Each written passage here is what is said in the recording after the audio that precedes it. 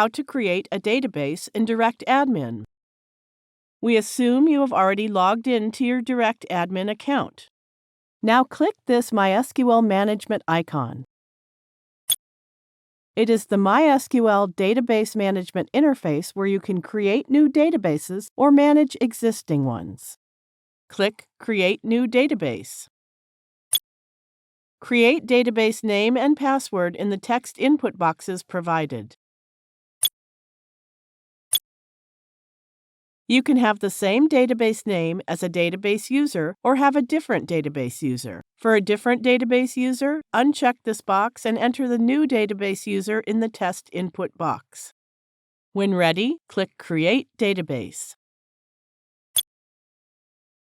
Copy and save these listed values. You will need them if connecting to this database from a script or program.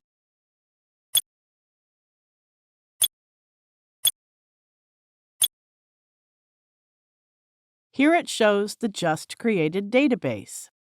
From this page, you can manage and modify user privileges in the existing databases. We will learn about it in other tutorials. Thank you for watching.